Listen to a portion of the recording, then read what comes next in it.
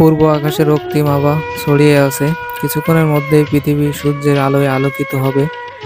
চারিদিকে পাখির কিচিরমিচির শব্দে মুখরিত। এমনই পরিবেশে কৃষকের বাড়িতে ঢেঁকিতে ধান ছাটে গৃহিণীরা। পাখির কিচিরমিচির ডাকের সঙ্গে ঢেঁকি ধূপধাপ শব্দ ভেসে বেড়ায় কৃষকের আঙ্গিনায়। আবহমান বাংলার ঐতিহ্য ঢেঁকি এখন আর আগের মতন চোখে পড়ে না। একসময় ঐতিহ্যবাহী ঢেঁকি লুকিয়েছিল আমাদের গ্রাম বাংলার প্রাচীন জনপদে। ভোরের আজানের পাশাপাশি স্তব্ধতা ভেঙে ঢেঁকির শব্দ ছড়িয়ে পড়তো গাঁও গ্রামের চারিদিকে। এখন সেই শব্দ নেই, চোখে পড়ে না বিয়ে শাদির উৎসবে ঢেঁকি ছাটা চালের পায়েস। অথচ একদিন ঢেঁকি ছাড়া গ্রাম বাংলা কল্পনা করা কঠিনতর ছিল।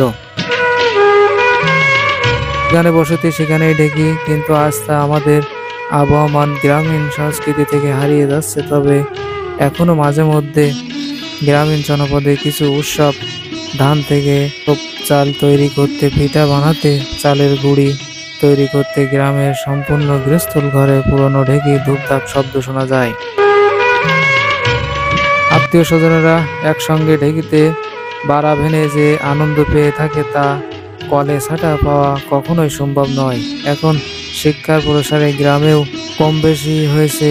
গ্রামের বৌঝিরা বলতে গেলে পরিচালন না থাকায় অবশ্য ঢেঁকিতে বার ভানা প্রায় ভুলে গেছে।